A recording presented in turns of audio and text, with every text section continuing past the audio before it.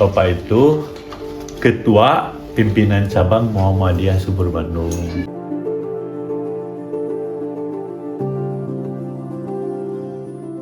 Nah, menurut Bapak, pandangan Muhammadiyah itu, apa itu Muhammadiyah?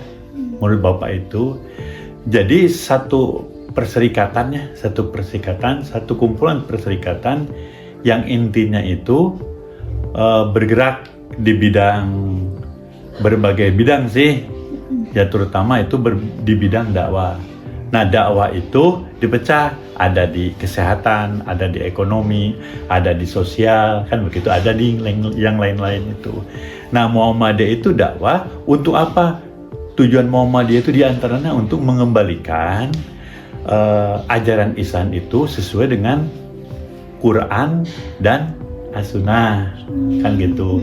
Nah, untuk mengembalikan umat Islam di Indonesia itu, ya khususnya di Indonesia itu, Quran dan Sunnah, makanya Muhammadiyah itu adalah supaya perubahan itu berjalan, maka bentuknya itu dakwah. Nah, dakwah direlasikan, kan orang-orang Muhammadiyah itu beda dengan ormas yang lain itu, orang Muhammadiyah itu realisasinya, bukan teoritis. Nah, itu mungkin segelintir pandangan Muhammadiyah dari Bapak itu gitu.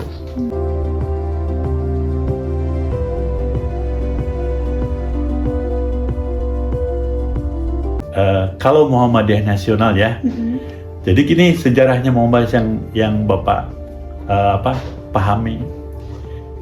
Jadi kenapa kita berdiri Muhammadiyah? Kiai Ahmad Dahlan kan berdirinya itu. Sebetulnya itu tahun 1910 kan itu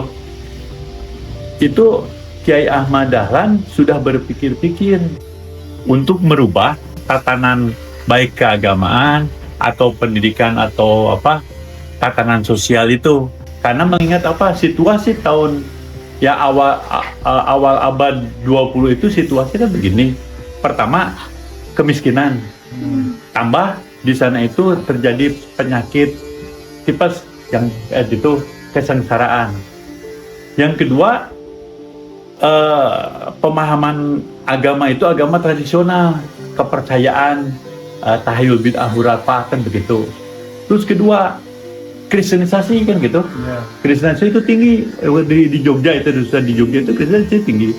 Udah gitu birokrasi mengenai penjajahan. Nah, Kiai Ahmad Dahlan berpikir kalau kita misalkan untuk mengangkat senjata itu mau memungkinkan, atau masyarakat kita pun dalam keadaan lemah, pendidikan lemah, segala macam lemah, ekonomi murah marit kan begitu, jurang antara misalkan si kaya si miskin kan itu. Makanya Kiai Ahmad Dahlan berpikir, ini bagaimana cara solusinya? Berarti solusinya bukan angkat senjata segala macam, tapi solusinya itu apa?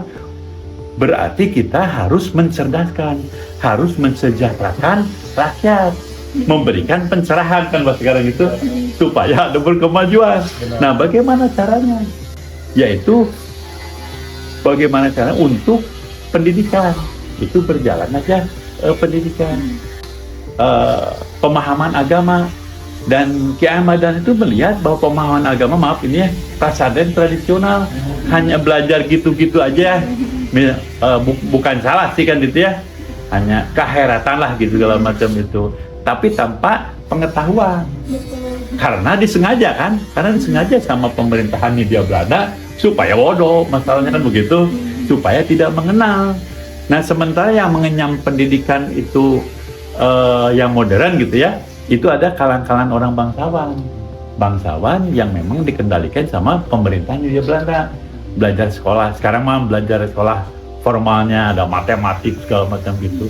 Nah, sementara umat Islam biarkan gitu. Nah, itu makanya Kiai Ahmad Dahlan mendirikanlah tahun 1912 itu mendirikanlah Muhammadiyah.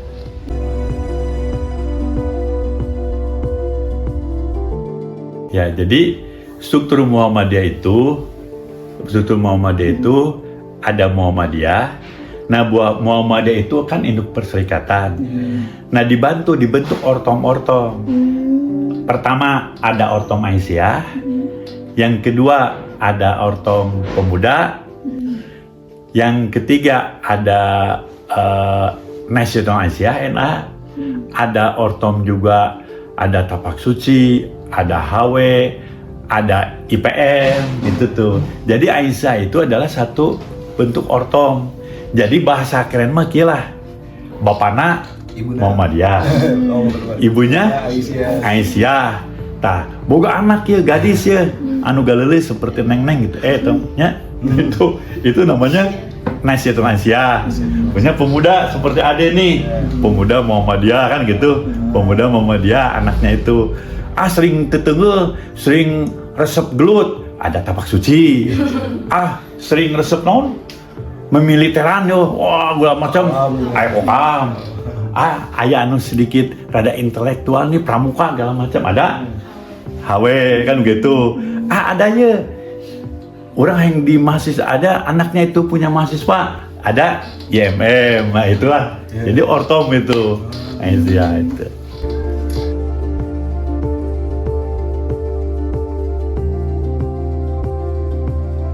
Nah, Aisyah itu berdiri kalau nggak salah nih ya, di Yogyakarta. Oh, itu namanya di Kampung Kauman deh.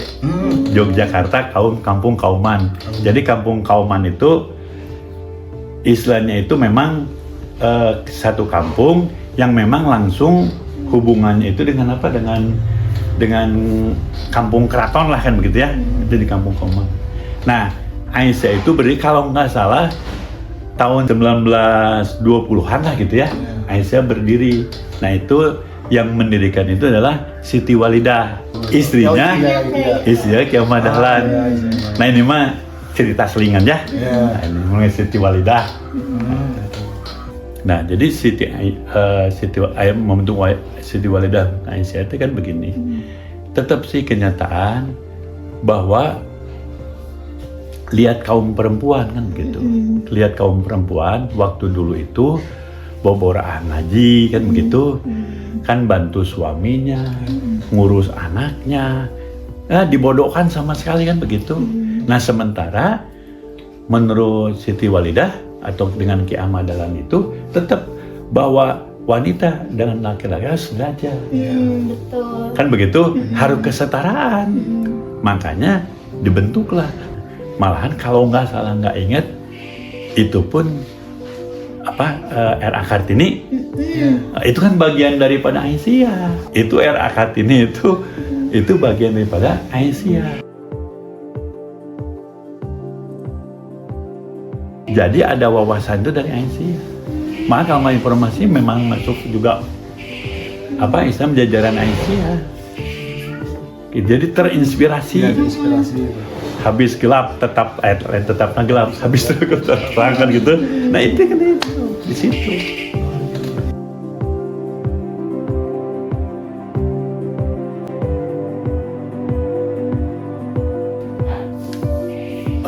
Bukan ringkasan sih ya, hadis atau Quran segala macam dirangkum untuk pedoman hidup itu bukan ngarang-ngarang diri kan begitu. Itu berdasarkan Quran dan Sunnah dirangkum. Ayat-ayat atau Quran yang memang langsung untuk bisa menjadikan pedomannya untuk kehidupan sehari-hari warga Muhammadiyah. Dan sebetulnya PAWM itu bukan ke warga Muhammadiyah aja sebenarnya kan. Jadi sebetulnya ke yang lain juga nggak apa-apa, karena umum juga bisa, karena kan sumber dari itu kan Quran dan Sunnah, hadis dan Quran. Jadi bukan Muhammadiyah, bukan begitu sebetulnya itu. Silahkan, umum pun bisa pedoman hidup Muhammadiyah itu.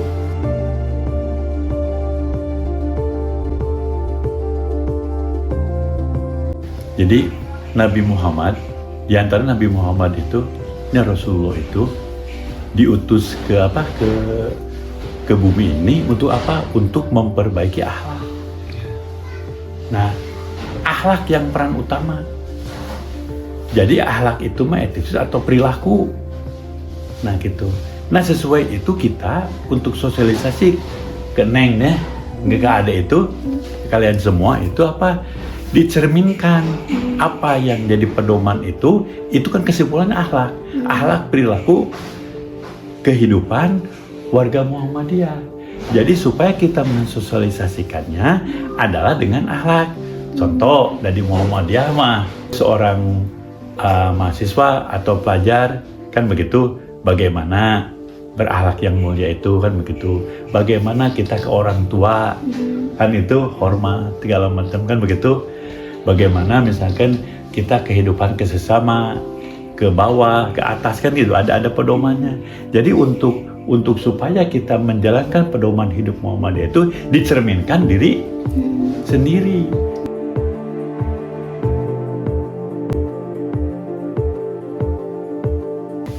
Jadi pemahaman Bapak nih ya, caranya. Jadi di pergerakan perserikatan Muhammadiyah itu ya.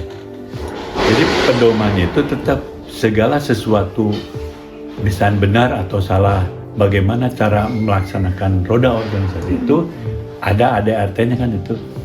Anggaran dasar Muhammadiyah itu jadi pedoman ke sana supaya organisasi berjalan bagus, nggak ada tumpang tindih segala macam, mana pimpinan, mana hak ranting, mana hak cabang, mana hak daerah, wilayah, atau mana hak anggota, hak pimpinan itu ada di sana.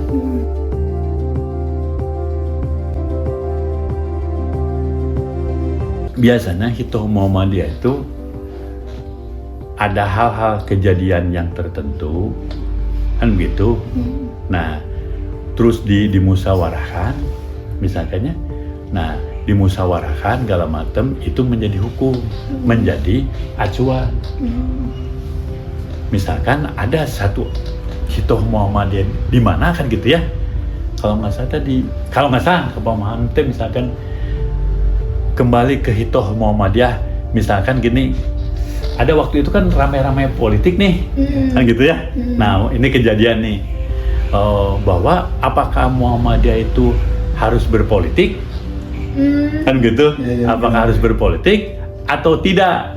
Atau Muhammadiyah itu jadi partai politik? Nah, itu kan dikonversikan nih. Timbullah Hitoh. Ada ketentuan, nah udah jangan. Karena tidak sesuai dengan tadi. Ada RTU segala macam itulah, kembalilah kan begitu. Nah, mulai gitu. Jadi Hitoh itu gitu.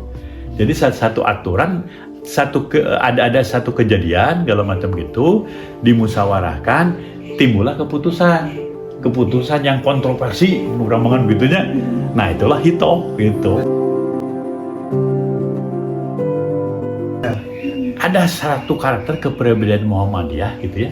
Orang-orang Muhammadiyah, baik Aisyah atau Muhammadiyah atau Aisyah atau warga Muhammadiyah, satu hayang nulungan orang. Jadi nilai sosial tinggi sok. Nanti adik-adik sekalian masuk Muhammadiyah atau udahlah, kan ini walaupun bagaimana di UMB itu kan belajar ke Muhammadiyah segala macam, ini terbentuk sok aya perasaan yang nulungan teh itu yang identitasnya. Terus kedua gini, kepribadian secara praktek gini, kalau ada orang Muhammadiyah 1, 2 orang, 3 orang itu sok jadi amal usaha sok itu. Misalkan jadi nulungan orang lain, jadi nyen sekolah, jadi nyen musik, itu begitu.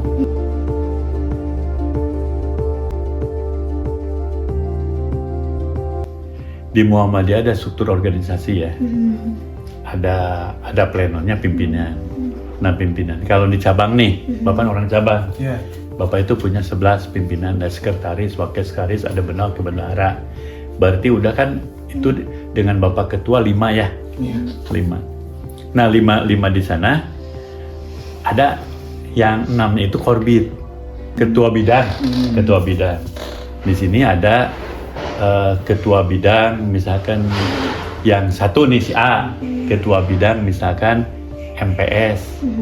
Nah ada majelis MPS itu ya, majelis pembina sosial, ada MPK, majelis pembina kesehatan, ada kader, ada ekonomi, ada pendidikan dan segala macam itu. Nah itu. Jadi untuk memudahkan program kan gitu, misalkan dari majelis pendidikan nih, punya amal usaha, namanya apa? Sekolah. Kan itu, ada sekolah, ada misalkan ada PAUD, ada apa segala macam, namanya itu amal usaha, itu ada sekolah. untuk memudah pendidikan, untuk merealisasikan ke masyarakat, kan gitu. Ya kita bentuk sekolah. Nah itu amal usaha namanya. Lamun ecek ieu mah bahasa nasional mah usaha teh naon? Holding company, perusahaan lah gitulah. Nah gitulah di antara itu. Nah itu perusahaan lah gitu lah. Gitu. Nah itu di definisi amal usaha itu ada perusahaan. Nah di majelis ini, majelis kesehatan, apa amal usahanya? Rumah sakit, balai pengobatan, kan begitu, dan yang lain-lain. Mana majelis sosial? Di antaranya amal usahanya panti asuhan anak, panti asuhan jompo, kan begitu. Nah itu di antaranya. Jadi amal usaha itu begitu. Udah mah perusahaan-perusahaannya lah. Jadi Muhammadiyah kita itu kalau nggak salah punya hampir 135-an rumah sakit, belum fasilitas kesehatan segala macam. Terus punya apa? Punya universitas juga, ratusan segala macam, ribuan punya SD SMP, belum panti asuhan, belum masjid. Makanya itu kan ini adalah organisasi masuk jajaran 1 sampai 5 dunia, organisasi dunia gitu, organisasi keagamaan atau ormas gitu ya, yang tatarannya itu kalau nggak salah Muhammad itu nomor 4 atau nomor 3 di dunia. Asetnya itu kalau nggak salah 450 triliun, kan gitu. Nah itu, terus punya cabang di mana-mana. Bayangkan ada ini Muhammadiyah kan, mungkin lah di berita ada itu beli gereja kan di Spanyol ya. Itu bayangkan beli gereja. Muhammadiyah mendirikan Universitas Muhammadiyah, ada di Malaysia, ada di Australia itu bikin juga sekolah, kan gitu. Mana Universitas Muhammadiyah Solo di Korea Selatan juga bikin di situ. Jadi udah nama Muhammadiyah mah itu sama usahanya udah mantap diakui.